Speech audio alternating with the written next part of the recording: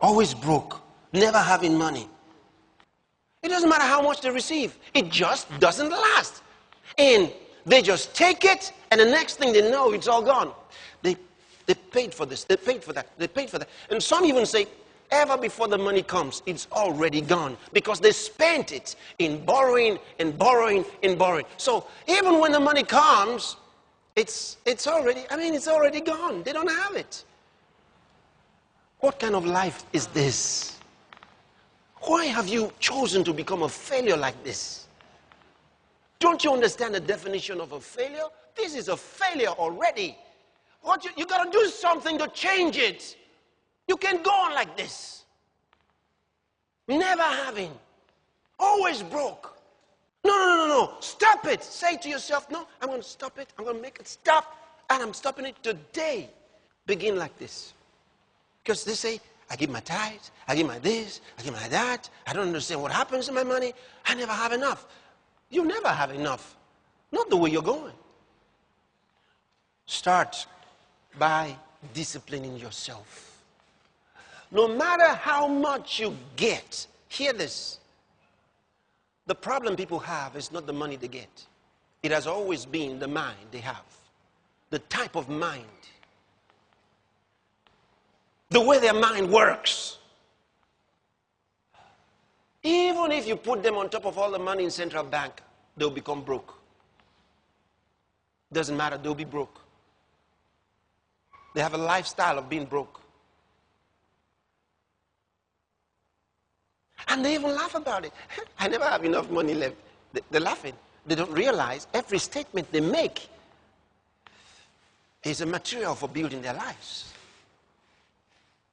Don't joke with your life. Okay? When we make jokes, we don't joke with anything that has the capacity to take a hold of our lives.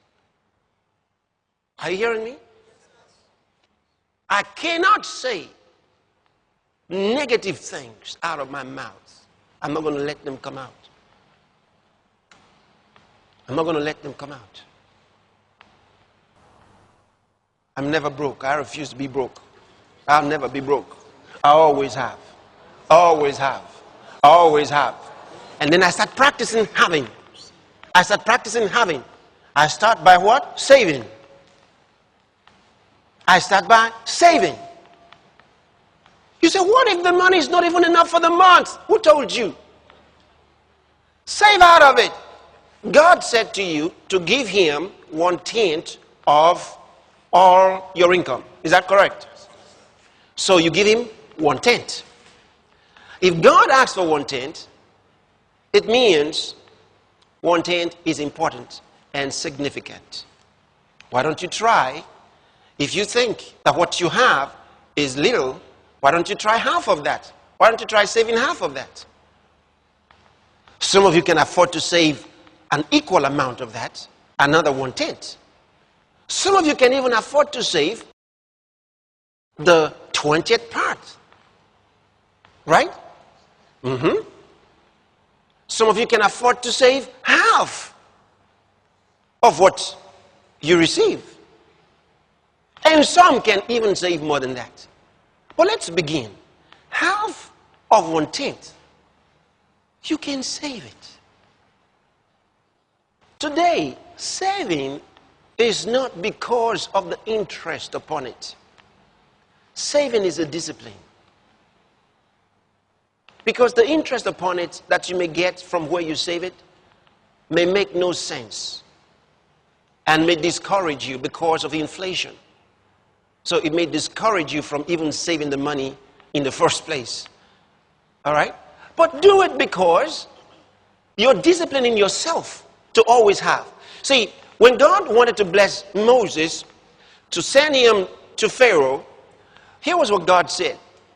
He said, Moses, I'm fed up of Egypt, fed up of Pharaoh and his taskmasters. They've been oppressing my people so long. And Moses was like, what have you been waiting for? I mean, it's been 400 years. And God said, now I've heard their cries. They've cried so long, and I want to bring them out of that bondage. And Moses is waiting to know, what am I going to do? What's my role in this? I don't have an army. So the Lord said, Moses, what do you have in your hand? What do you have? God's always looking for what you got so I can bless what you got. So he says, what do you have in your hand? He said, a rod. And God said, all right, it's a rod, put it on the ground, and it turned into a serpent. And with that rod, Moses performed miracles. Because it was a shepherd's rod. That's all he had. And he performed miracles with it. All right? You remember the sons of the prophets? When they needed food because their father was dead, and the creditor had come to take them for bond meal. And the mother approached the prophet and said, please help me. What do I do?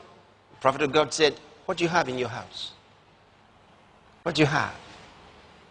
It's a cruse of oil. He said, all right. Go find as many vessels as you can get and start pouring out of that cruse into the vessels. He says, what do you have in your house? Just a cruse of oil. It was insignificant. It could not pay the debt. It was so small, but at least it was available. She didn't say nothing. If she had had nothing, I wonder what would have happened. Maybe a rebuke of some kind. I just wonder.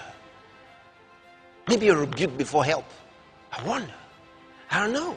But God letting us know that what you got in your hand is important. So we've got to have something. All right?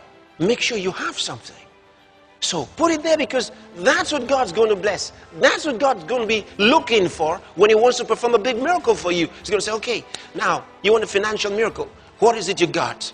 And you say, Lord, I spent everything. He says, oh, you're a fool. Yeah?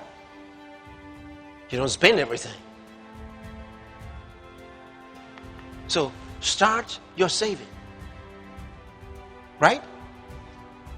No less than 5%. All right? No less than that. If you can save more, do so. Watch and get other related messages from Pastor Chris on faith, love, soul winning, prayer, Christian living, healing and health, the Holy Spirit, evangelism, prosperity, and finance. Kindly explore the Pastor Chris Digital Library. Pastor Chris Digital Library, a place of solutions.